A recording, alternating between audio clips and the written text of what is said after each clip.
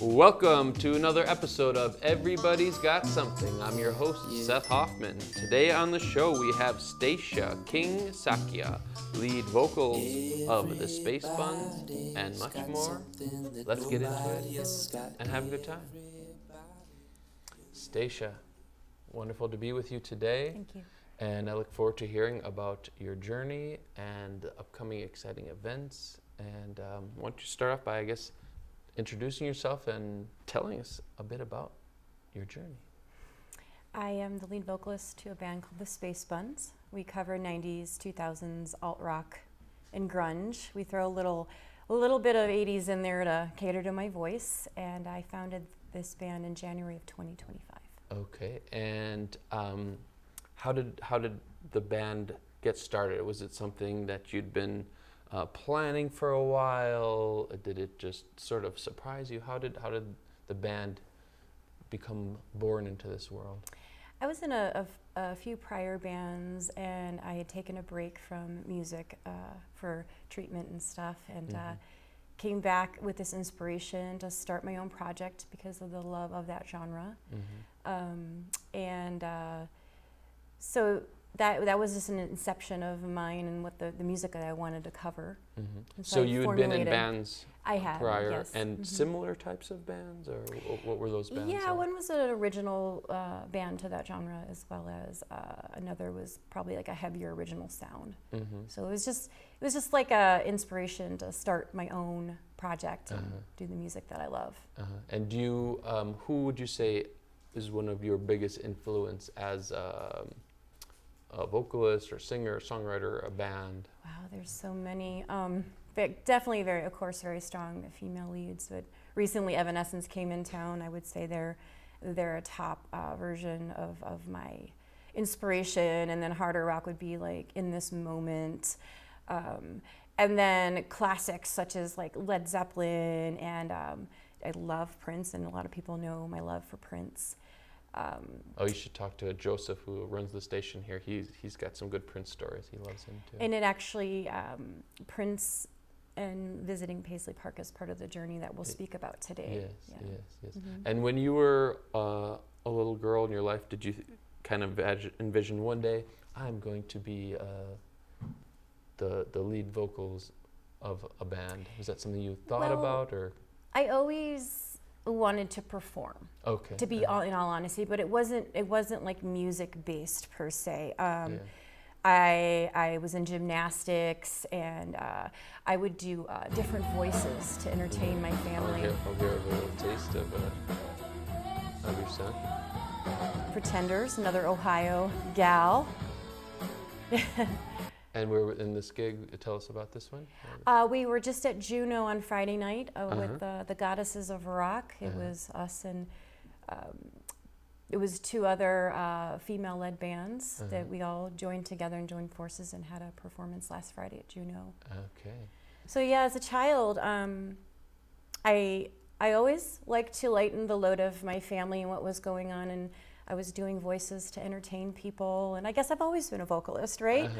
And then I think my biggest moment in my small high school in Ohio was I was a cheerleader, and I got that glimpse of performing, and I absolutely loved it. However, like belting out just whatever you're shouting. The dance routines and learning, and just it was very fulfilling to me, younger, and then.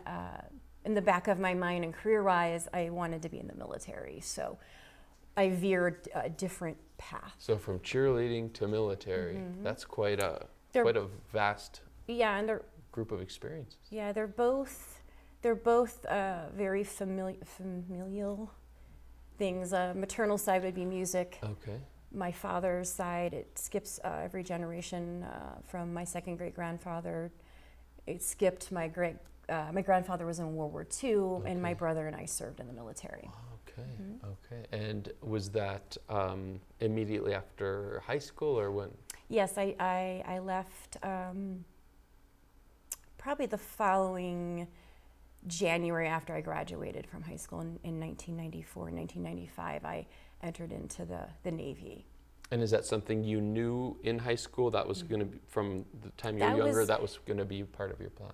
Just way more predominant than say, yeah, my heart was in wanting to perform and all those things, but I also had this side of me that wanted to serve. Yes. And lo and behold, with a lot of family research, I am the first and only woman to serve in the military across Is all that family right? lines. I've made That's some family powerful. history there, and I take great pride in that. That's incredible. Thank you for your service, of course. Can you speak on part of that chapter of your life, what it was like starting, going from life as a cheerleader and going to high school and then being in the military world? What was that? Yeah, like? also a part of my journey, I was also very academic in high school and very book smart in my books. I wanted a practical application to learning something and doing. Yeah. And I wanted to travel. So I felt the military was a perfect outlet to do that, and it definitely gave me that outlet to do that. And was there a lot of family support, friend support, or was anyone like, "Oh, what are you doing? You know, are you sure?" Or were people just Well, they trusted your I modeled my own focus? passion about doing that, not only with what I wanted. However, my brother was before me, and I was watching his journey. He was a combat medic in South Korea. Wow. I actually joined him as a civilian there for 3 months before I went in. Really? Wow. So I had that experience of my big brother. And were you always quite close with your Yes, brother? yes. And so I looked up to my big brother. I look up to my big brother. So like that was part of my modeling. And then of course in my family, being a young woman, there were concerns, and I get that piece in some sense. Yeah. But my spirit wanted it, and I'm glad I honored that. I ended up serving in the active U.S. Navy, and then I took a couple years off. I was in the Indiana Army National Guard, a couple years off, and then I went into the Army Reserve. So I got to fulfill a lot of that part of me, and that was a predominant part of me for a very long time. And what part of that chapter of your life do you feel is like always with you, or what I don't know, skills or parts of your personality I know kind of grew from that? I've always been inherently I don't want to, the word discipline's strong, but like just a very organized, disciplined person. It taught me leadership skills. I think I bring that into hopefully parts of my band, and organization and having to form things, because as I turned 19 in boot camp. Wow. And then when I was stationed at my first duty station in Sigonella, Sicily, I was 19, young. I mean, when you see someone who's 19 now, do you ever think like, that was me doing these things, being in the military and across the world? It's, if you think about it, like for somebody to embark on something like that, it was very frightening. I can't To wake up even in boot camp. Now, mind you, the Navy is probably not as harsh as say like Army or Marines, but you're leaving your family. Yeah. And you're going into this situation where you're getting woken up at 3 a.m. and they're banging on stuff, and it's absolutely frightening. But you learn how to move through that, and they tear you down in some way, and then they build you back up. And then when I got to Sicily, they're like, you're going to be a supervisor over the systems. And at first you're like, okay, but sure enough, I became a supervisor over the systems that I was learning. And then I also advanced as a low rank, typically given to a higher rank, into a crypto vault with a lot of responsibility. I wasn't even in E4 yet, and I was given that position because I pushed myself so hard. And they must have seen something in you. I mean, I'm sure they don't just randomly hand out these responsibilities to people. So that says a lot about who you were even at a young age. Yes, I took a lot of initiative at a very young age, and they also volunteered me for base security, and that was a whole other. So I got a good experience in very multiple environments. So I think that forged me ahead into whatever career paths that I would choose later on. So my career paths were administrative work at university systems like Indiana University, where I got my undergrad. as well as I was a hospice social worker for about 3 years. So Wow. all of these things, and then just comprehensive up to this point to the event we're going to speak about today, Yes. has made me innovate Mm-hmm. and gather people and execute Incredible. the event. Can you speak a little about a hospice social worker, you said? How did you get into that role, and can you tell us just a little bit about what that experience was like? I've been around death from a very early age. I lost my father when I was 7, so it was always like My condolences. I know it was a yeah, long time this ago, but fascinating process to me. And when I started to obtain my social work degree, I felt that grad program was kind of studying me in a way. And I actually was doing so well in school, but death and dying was something that I wanted to do, and I had a great mentor during my schooling, and it was just what I call my heart work. So it was very, very fascinating. I was another situation where I was put in, not only from taking a patient in and assessing all their psychosocial needs, all the way to funeral. I did the whole process with my mentor. Wow.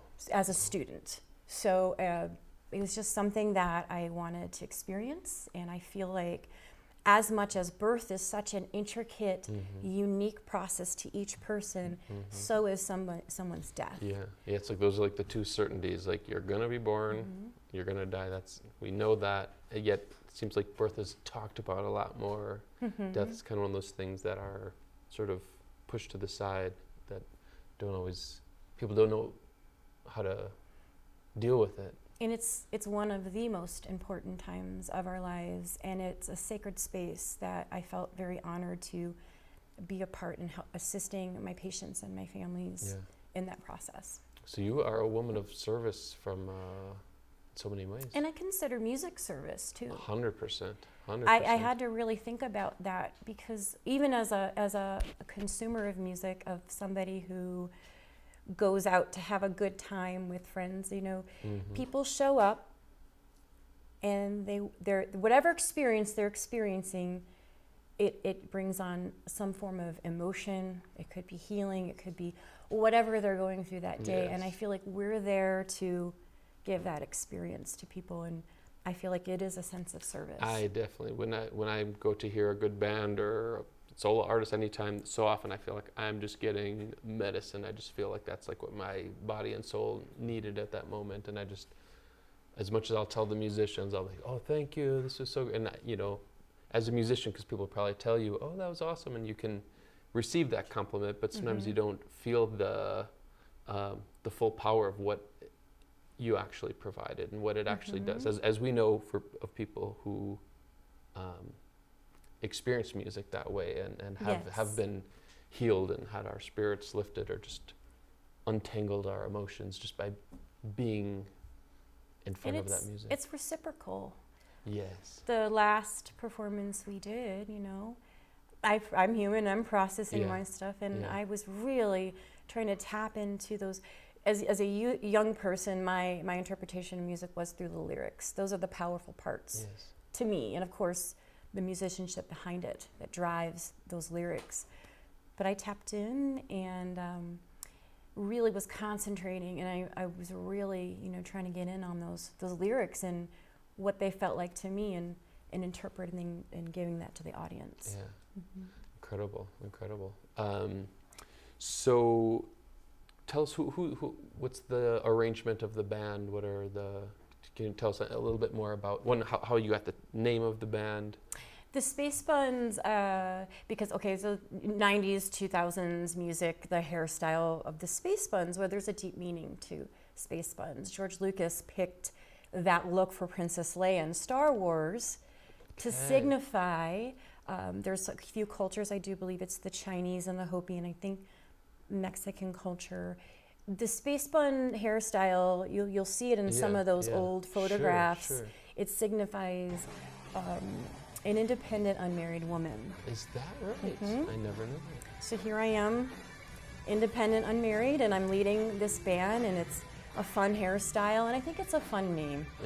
I just think it's a fun name, and it kind of stops people, and so yeah, I thought it was just like, and then the graphic, it just kind of came, and our logo just kind of came out of a search, and it did its own thing. I was using AI in its, earlier inception, and it just kind of like popped out it looked like an alien form of me, but yeah. Very cool. Yeah. And did you were the members already were you all together, or were you a couple of you said, oh, let's build a band, we need, a bass player and this and that? Well, at the time, my guitar player and one of my besties, Chris Leba, was my friend, so he came on board. My drummer was in another band that I knew of, and we were just watching music together. Pat Martell's my drummer, and he's like, yeah, I want to cover this song. And I'm like, I'll do that song. And it was like those two were an easy camaraderie. Okay. And then I put out an advertisement for my bass player, Val Garcia. And now Val is definitely like my right hand, and like a very sturdy person for me to lean on musically. And we all came about. And then Chris has stepped away to do some original work, so we have Brian Ice Maestas as our new lead guitarist, and he joined us on Friday. And okay. Yeah. Okay. Yeah. And how's the new arrangement feeling? Good.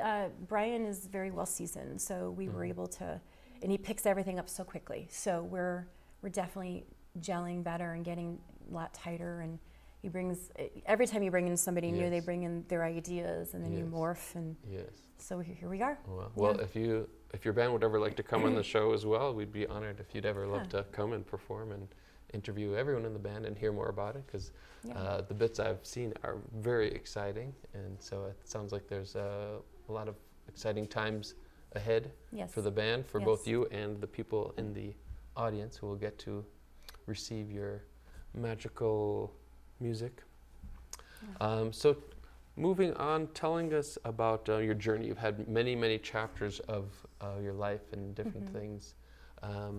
What else can we talk about? I know there's an event coming up. Yes, I'm doing this event called for the Love of Lymphoma, and this part of it came about not necessarily the event. However, I would say it was probably a little deeper into the pandemic, the end of 2020, the beginning of 2021. I was actually living in Portland, Oregon. Okay, you lived in many places. Yes, I have. I love to travel. I love different cultures. I love to experience those things. So at that time, I was in Portland, Oregon. I had moved from here into Portland. And what specifically brought you? A relationship. So we were hunkering down for that. That was pretty. I felt like that was deeper in the pandemic. Yeah, we were hunkered down in Portland in the winter, and I had driven me and my pets out there, and I had a back surgery in 2017, and my back was hurting. And I told my partner at the time, something is not right with me. I can feel it. I'm going to ask the VA to scan my back, see if anything's happened with the surgery, because it was a very intricate surgery on my back that was performed. So, and this is exactly what happened. I was walking the Willamette to get some fresh air and get some space and just chill out for a little bit, and I got a phone call from my provider, and she said, well, there are 2 impressions off this MRI. It says normal post-operative changes, any suspicious malignancy. Now, having that hospice background, I'm like, there's something definitely wrong here. Wow. So we pushed for a CT scan, which I got within the next 2 weeks. And sure enough, there were 4 impressions, and the top one was most likely malignancy in the lymph. And I'm like, I have cancer. I knew it. I knew it from that moment. And I knew it inherently because of the medical speak and jargon. However, I'm a very spiritual person, and my grandfather actually passed on from refractory lymphoma. So it all just kind of like came into my being, and I'm like, all right, now I have to figure this piece out, because that took him very quickly. and I was in this panic survival mode.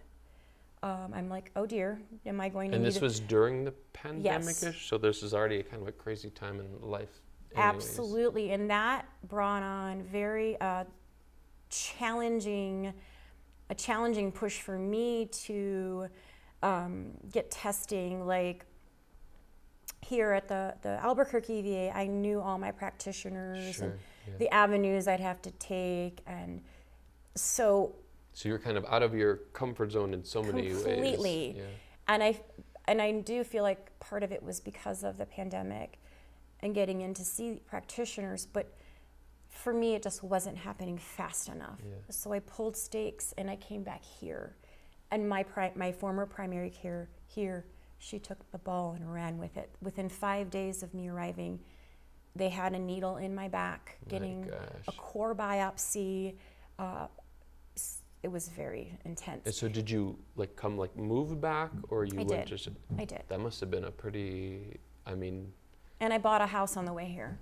Yeah. So goodness. I just don't pull punches when. Okay, you knew this. Probably part of your military and upbringing is like, all right, this is what needs to be done. Let's do it. Yep. This is what has to happen. Yep. And so they had my diagnosis, and at the time I was diagnosed with grades 1 and 2, stage 4 follicular non-Hodgkin's lymphoma. Okay. So and what is that? When people hear stage 4, yeah, it puts everyone on alert. With this particular cancer, it means basically how many parts of the body it's affecting, or the system that it's just where it's at in the body. Gotcha, So it was in several parts of my body. Okay. Bone marrow involvement, my spleen, that kind of stuff. Yeah. The most important part of follicular non-Hodgkin's lymphoma is the grades 1 and 2. It's how fast it's growing. Okay. It's considered indolent. It's considered incurable. It's a very slow growing cancer that is typical in 65-year-olds and above. Okay. So I was 44 at the time. I felt something was off and diagnosed around age 45. Mm-hmm. So I'm already a weird statistic in this, and it's super rare in younger people. Yeah. So they had to do not only the needle biopsy, but they had to do a bone marrow biopsy to stage it, and that was a pretty rough. Gosh. That was probably one of the roughest moments of this. And so I know during the pandemic, as far as people being able to come to appointments and this and all, were you pretty much alone during this? Were you able to have some support? Was your partner in Oregon, and did that, I'm guessing that took a toll on the relationship. I mean, how did you get through that? I mean, it sounds like... Because the bulk of my love and support and community was here, I felt it was best to come back here. Yeah. This is where I've lived off and on for 23 years, and I just felt it was, because I did not know my overall survival rate, or I did not know my prognosis. I needed to get this done fast and figure it out so I could deal with it. And it was one of the best decisions I could make. I mean, truly. Yeah. Right, because a lot of people sometimes with medical things are like, I don't want to really look over there for a while and put it off, and then that could have made all the difference. I wanted to know what I was up against so I could face it. It's just how I am. I face everything pretty head on. And so were friends able to come be with you and support you? Yes. And once I was diagnosed with this particular one, it goes by symptoms. Okay. At the time I was diagnosed, my symptoms were minimal. And then over about a year and a half, they put you on, I call it surveillance, watch and wait. You watch over the symptoms. So they're monitoring my blood, and another symptom is shortness of breath, and I started becoming shorter and shorter of breath. And my doctor was also watching my hemoglobin. My hemoglobin was dropping. In a 6-month period, I think he said it dropped 15%. So I was very fatigued. So he was watching all these different markers. Then finally, we decided to go to treatment. I did obtain a second opinion at that time just to make sure I was making the right decision for Sure, me at the sure. time. So that doctor said that this particular cancer is like an iceberg. The treatment will take off the top of that iceberg, but more than likely it will always be lurking below. You just want to get it under some semblance of control. So they want to know if it's detectable or not. Gotcha. And they have their measures to how to And do so that. the original medical team you were working with, like when you go to get a second opinion, is that something that's encouraged, or are people like, oh, why do you need a second opinion, or is that a standard understand?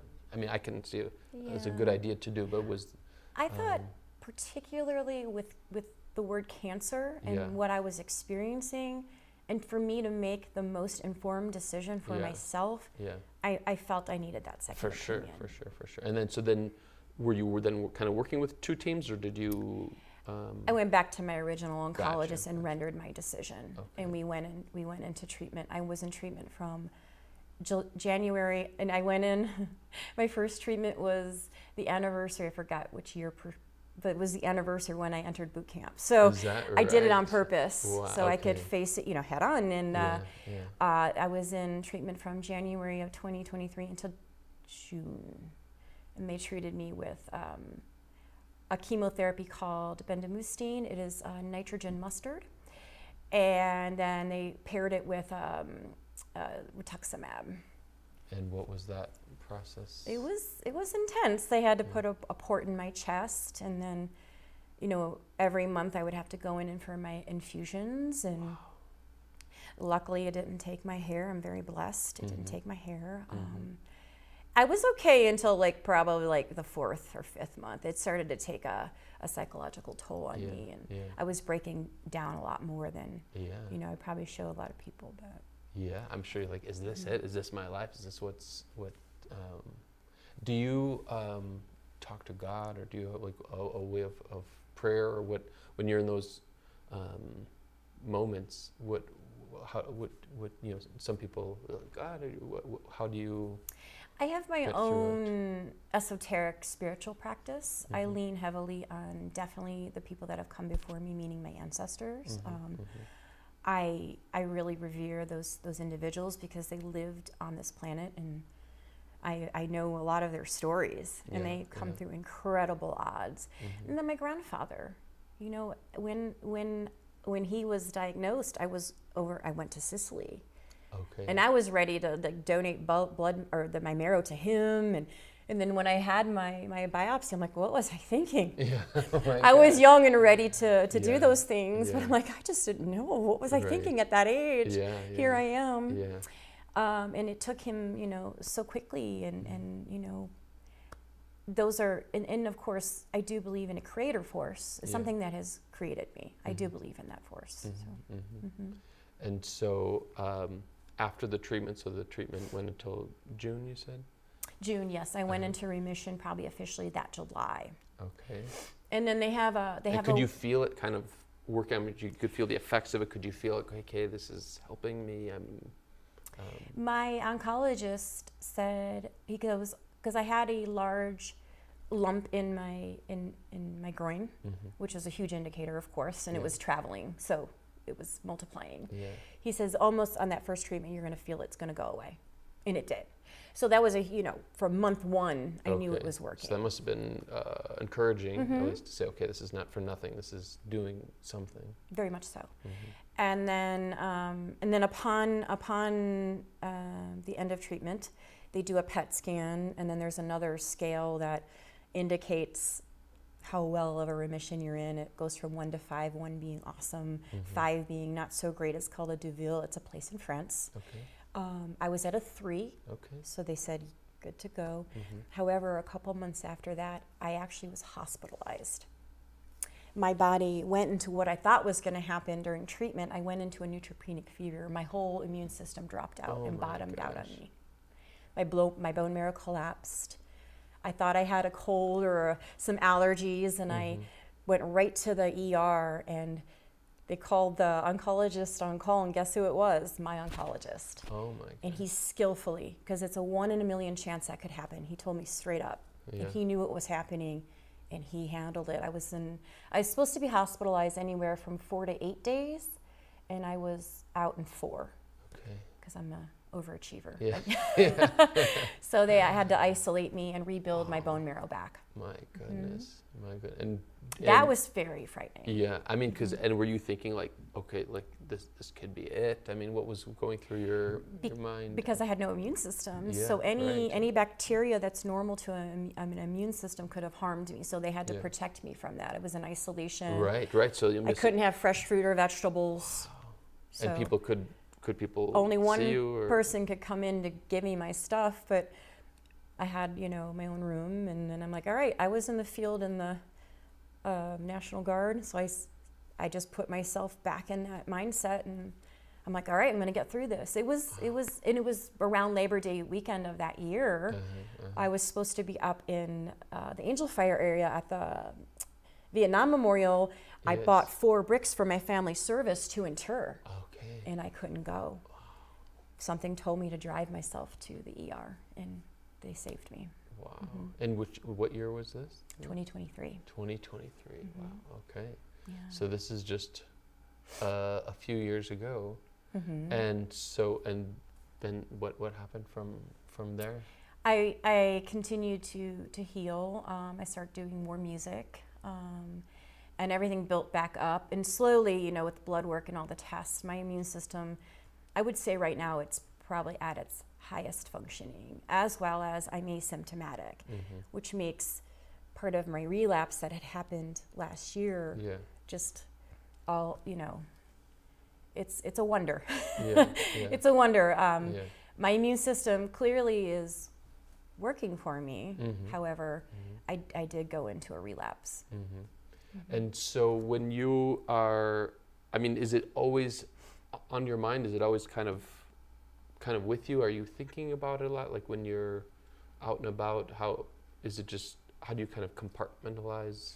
Well, it's a strange thing because I am asymptomatic, and I'm like, I could be going along, and then I'm like, oh wait, I have cancer. Like it's a trip. It's really a trip.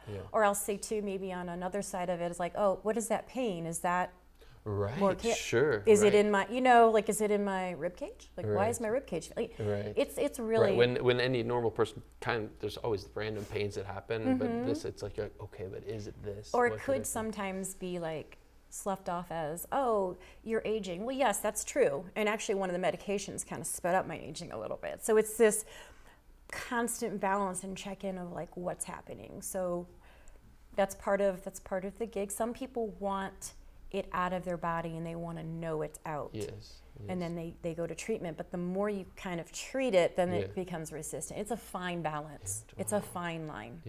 It's going to be a chronic condition I have to manage the rest of my life. And is this something, have you been able to connect with other people who have experienced this either for support or for advice? Because I'm sure, friends and people you can talk to, but they can't necessarily relate or they don't quite understand. So has that been something you've connected with people or communities who've shared this? There are some online resources. I found a gentleman who has handled this through his own experience and through his journey. It kind of became my mentor, as well as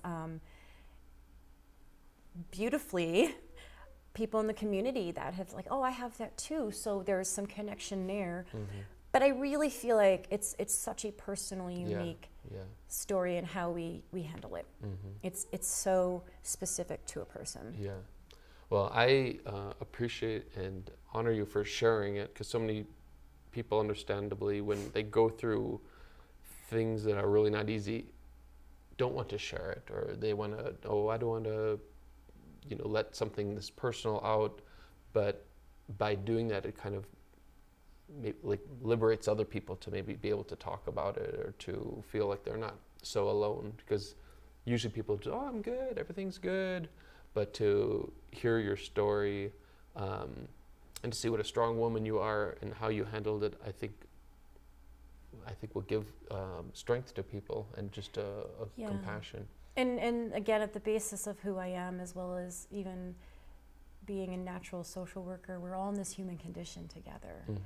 So if I can educate and help people through something, even one person, then it truly fulfills me. Yes. And it heals me too. Again, it's that reciprocal relationship, and it's important. Yes, I feel like I still feel, even with all the crazy things in the world, I have an optimism for humanity, because just like what you said, if that ripples out and people realize the real like currency in life is giving and serving, like getting things, getting money, all these things are good, but when you think about what really fills your heart and gives your life meaning, it's that service. It's when you've done something that in some way lifted or supported someone. There's nothing like that. Yes. And so it's like this idea, you don't have to hoard all these resources, but by giving and serving, that's what lifts ourselves. I feel more happens with collaboration and cooperation. I really, in a lot of different realms of life, I've just observed that I think more gets done. And I think that's how we're built. Yes. I really do. And I guess this is kind of a good segue to the event. The past event that you've done. And we can, I definitely want to talk about that. So fast forward, I was in my remission, and it was another incidental finding in the spring of 2025. So April and May of 2025. Okay. I was in the ER for another reason, and they happened to scan just the right amount of my body, low enough, and they indicated there was a swollen lymph node in my groin. I said, please contact my oncologist immediately. And then the next day his office calls me. They're like, we're going to have to keep an eye on this. And then sure enough, through more testing, it became detectable again.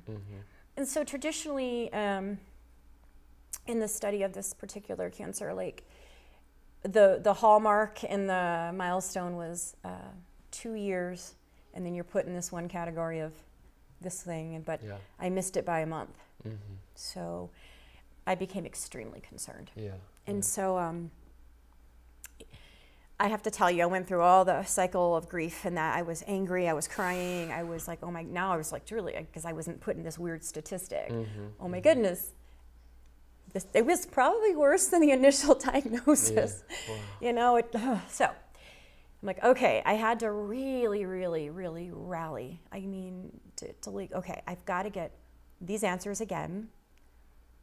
I thought we were going to surveil it again, but my oncologist said, when I went into his office, I got a completely different answer, and that's what made me even more angry.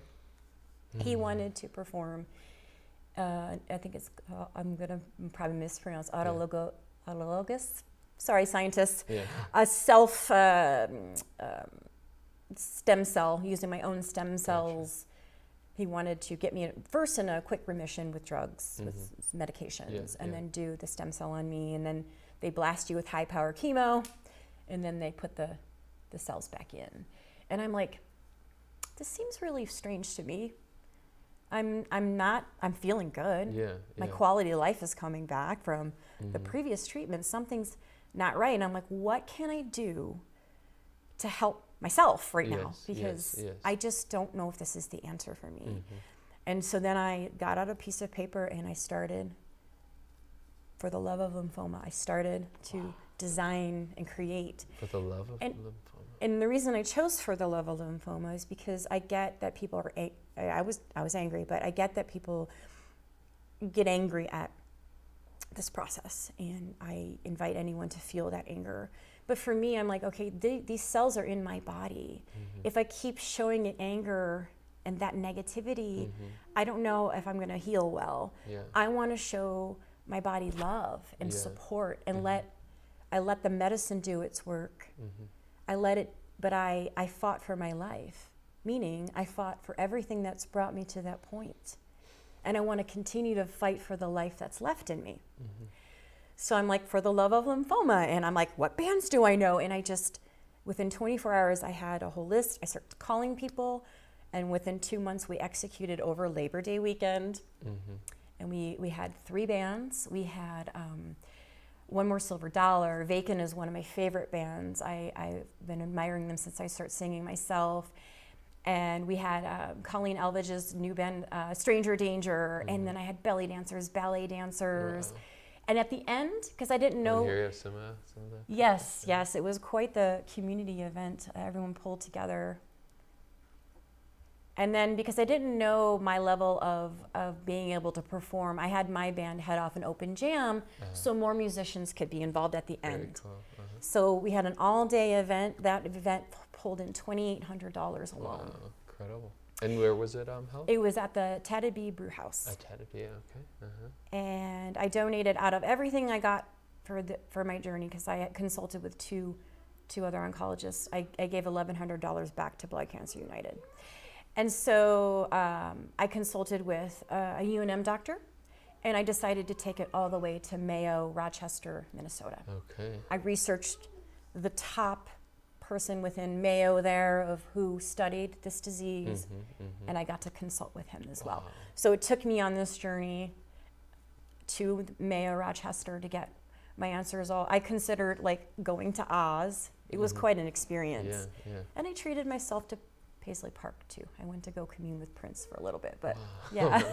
That's very special. Yeah, it was, I always try to throw in something positive because I didn't know because that doctor was part of that initial study of that 2-year marker. Yeah. So I wanted to hear it from him. Wow. And who were kind of your confidants, your closest people as you were going through these things, making decisions? I know ultimately it was you, but did you have a certain few people that were your kind of go-to people who you... Foremost, in these pictures, this community, they rallied for me. This whole community held me. And my best friend is Colleen Elvidge, and she is a very strong force. We're actually a lot alike. So she, and then my chemotherapy buddy, if you will, I call her my wild auntie. Her name is Barbara. She is one of few people that literally said, no matter what you need, I have you. No matter what you need. And she sat with me during my treatments. A lot of laughter, there's close people, and there's also that community that held me at the time as well. What does it feel like to feel held like that? It's very, very special. Who am I? What? Wow, these people are here for me. Goodness. It just affirmed that decision to come back to my community, and in that receiving, I want to give back. Yeah. I want it to be something I give back to not only Blood Cancer United, but now this year, I was asked, "Are you going to expand it?" And I decided to expand it into a bigger event. Therefore, we needed a bigger venue and more people involved, and I'm hoping it supports the vendors involved and other people that are the business that were holding it at as well. So I just wanted to grow. And so what's can we expect for this year's event? So we've expanded it over to Tractor Brewing Wells Park. So last year we had four bands, including mine. This year we have 13 musical acts on the indoor-outdoor stage. Wow. Those will be staggered. It's from 2 to 9 on September 5th at Tractor Brewing. We're including vendors, a classic car show. Wow. Last year, my friend Sherry headed up the bikers, and it was beautiful. And we're doing a classic car show this year. Tractor is going to supply a food truck. And then this year we're going to do a silent auction. So I'm obtaining those items. So I think it's going to be amazing. And this year the Blood Cancer United folks are on board with me, and I'm hoping either some or most of them will be in attendance. There's 3 women who have been helping me.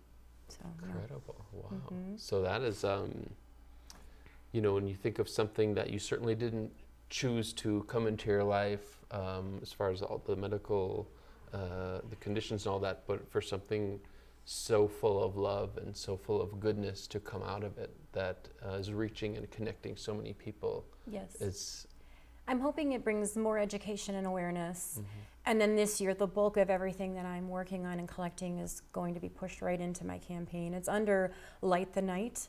I am an ambassador to that specific portion, but last year I was kind of winging it, and then this year I have the backing of Blood Cancer United, so it's definitely growing. Incredible. So I'm pretty excited about it. Yeah, and so things are in place, just kind of getting the final details ready. Yeah, this is go time. Definitely am looking to grab some more volunteers, some more prizes, if you will. But we've got some sponsorship, local sponsorship. We've got Music Go Round. Oh, I love Music I love Round. Mo over there. He's the Talking Hours. He was on the show one time too. He's love been Mo. such a supporter, and so they're one of our major sponsors, as well as a company called Skin. Julie, she's the founder. She's been in business, I think, like 10 years, and she supports mainly women and healing and beauty and things like that. So she is on board. I teach some guitar and looping, various things. I'd be glad to donate for the auction if anyone would be interested. Yes, I would love that. We do have a very Val, my bass player, is providing a very basic beginner guitar. We've got some artwork and stuff, and I'm still collecting those items. I'll keep my ears out for folks to see what we can help donate for that. Yeah. Wonderful. So with all these things, tell us a little bit more about Stacia. Oh wow! Like when you're not doing all these things, what fills your heart? What feeds your soul? What gives you joy? What do you do for fun? Tell us a little bit about who this woman is that I'm sitting next to. My life is like I turned 50 in March. And you turned 50? I turned 50 in March. You're doing very well. Yeah. And so I'm sure no one believes you when you tell them. Well, one of my main goals this year with the relapse was if I could just get to my 50th birthday. Yes. And I went to New Orleans and we had a blast. And so I like to be in music cities. But I love to travel. I love to try to educate myself on stuff. But it's the most important thing I think that's been coming, and I feel like it's this part of my life and moving forward is this musical community. Yes. I told myself if I can't necessarily be making music, I want to be promoting and supporting it. So I'm out a lot. Trying to catch different genres, different acts. I've seen you so many times different out bands. supporting so many. I'm trying to support everyone in their art. That's a huge thing for me. And yeah, I like to travel and read. Maybe you could tell us a little, because it sounds like you've lived many places and traveled. I wonder if you could kind of just walk us through some places that come to mind of places either you've lived or special places you've spent some time in. Yeah, I started off in South Korea. I was 18. That was your first kind of international experience? Yeah, my brother said, come over and see me. So I did. And when I landed in Seoul, when I landed, I'm like, yep, this is the life I want. I want to be on planes, traveling, eating different food, experiencing different people. I was like that even before that invite. And then I was stationed in Sicily. And in Sicily, I got to travel I went to Crete, I went to Germany, went to, at the time, it was the Czech Republic. I am part Slovak. Okay. My grandfather is Slovak. I'm some second generation Slovak American, and he's like, you have a chance to go to my village, I want you to go. So I was able to go for my 40th birthday. Wow. And my birthday is March 13th and his is the 15th. So I honored us together, yes. What a bond. He was long gone, yet I went to our So village. you must feel like he's with you. He's a big part of you. I feel like that's like a trip of a lifetime. Yep. And so South Korea was the first one. You got to go to, what was Czech Republic, Czechoslovakia? Crete. I also went to Ireland. I've been to France. I feel like I haven't traveled like enough. I'm sure there's more in there. What's some place that you haven't been to that's kind of one of these places that you say, I really want to experience this place? Well, Japan's high on the list. I'd like to go to Japan. I'm enthralled with samurai culture, and I really like the history of Japan. Yes. I also want to dive a little bit more into, I'm also part Slovenian, so that area, Croatia, Slovenia, and then a deeper dive into the German part of my roots too. I've got that all researched, and I'd like to go into our villages in Scandinavia. Yeah. Well, there's a lot of the world that you've been to and a lot yet for you to see. How long have you been growing your hair? These are probably well over 10 years. I had another set for 4.5. That on a trip to Portland, they were started, the other ones. And then I took a break. I had my hair straight for a couple years and I started them again. And how did you decide? Did you know it was going to grow into this majestic hair that you have? They're kind of like a walking art piece. Yeah, yeah. They're it's just something my spirit wanted to experience, and I honored it. And it wasn't like I was looking through something like a magazine and necessarily saw the style, or it just, I wanted to experience them. Yeah, yeah. And I can't even imagine now like not having them. Yeah, yeah. And is it always on this side? Does it move? Do they move around? It moves all the way aroround.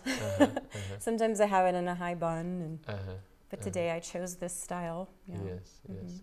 And I would like to talk a little bit more about your music. So you do some cover songs, and do you say you do original music as well? Is that something not quite there yet? Okay. Is that something that calls to you? Do you feel like? Being a person who really enjoys lyrics, and I feel like I have a lot to say. Yeah, that's why I'm thinking for any part of your life experiences to come out in song, you have such a wealth of material. I would love to channel it more into to some original work, and that would be something definitely I would aspire to. I feel like the covers right now kind of get me in the door in a sense. Sure. And it was a fluke of me singing anyway. However, I've been told people have heard me singing. They're like, yeah, I just didn't realize it was just something that I just sang some karaoke and it. Yeah, I mean, because with seeing the videos and seeing it doesn't seem like someone who's like shy out or giving it a try. It seems like this woman. This is what this woman does. This is who she is. And so, and did it feel like that? Like when you're up there, did it feel like kind of like putting on a shoe that was meant for you? Like, yeah, this is a good fit here. Yeah, it does feel like something that I'm meant to do in some sense, because it's not just about singing. There's just so much to it that there's a lot going on. It's such a comprehensive experience of leadership and community, and it does feel like something that I'm supposed to be doing. Yeah. So I feel like there could be a movie about your life. I feel like there's like it'd be like one of those, these timepieces, because there's been so many chapters over so many years that could each be their own movie. It almost seems like. Do you spend a lot of time kind of just sometimes like thinking back on it all? Are you kind of someone who stays in the moment, or do you reminisce, reflect on things, well, or is it kind of like that was that chapter, that's what it was? I thought about writing a memoir. But then I thought about maybe the songs could be short little snippets, almost like memoirs, right? Like little short snippets where I can channel some of these things. I sometimes, when I'm really going through something really intense, I have to really think about those times where I had to push through. I've had a lot happen to me in my life, and I really have had to take an inventory. Yeah. I had to write some things down.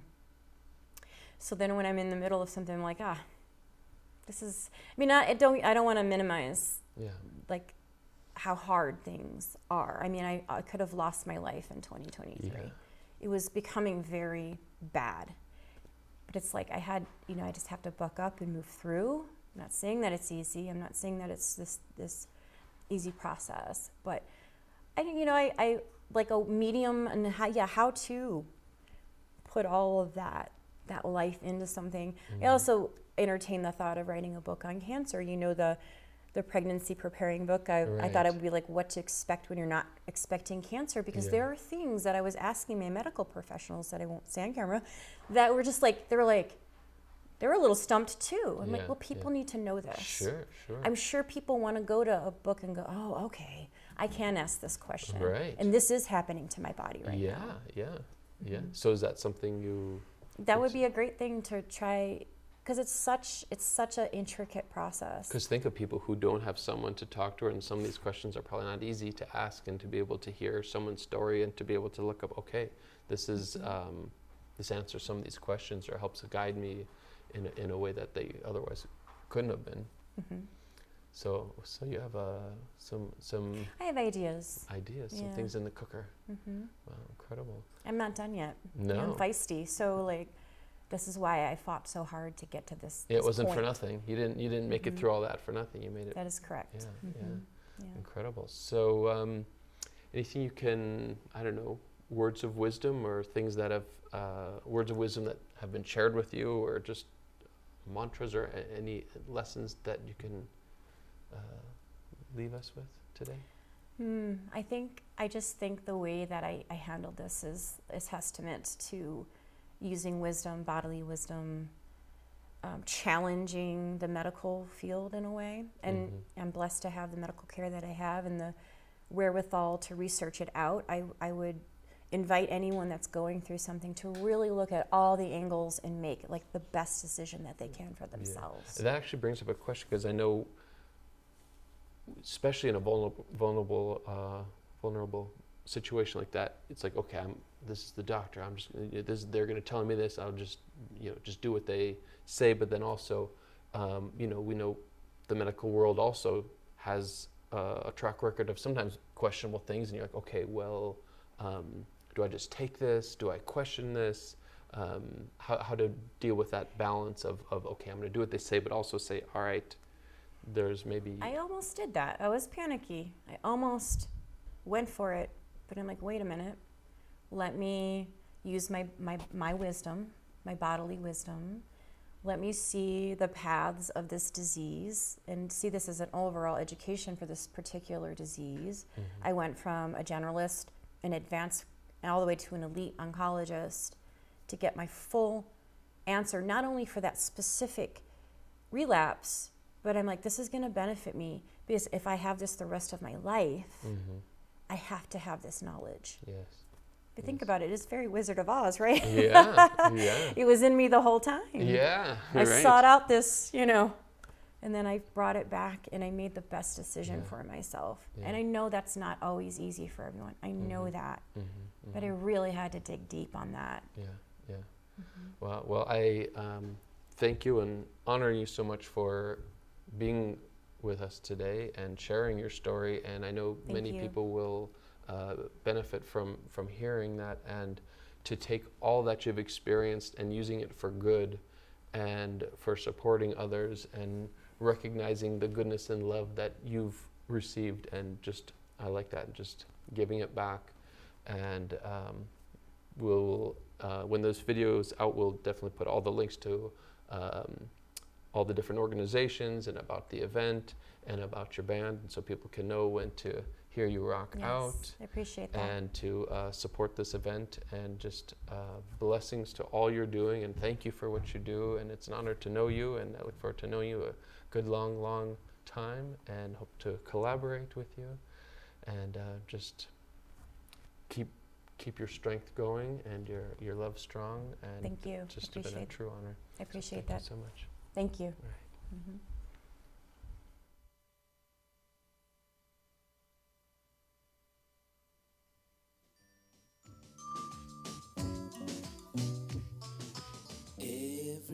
Everybody's got something that nobody else has got. Everybody, you're the only one.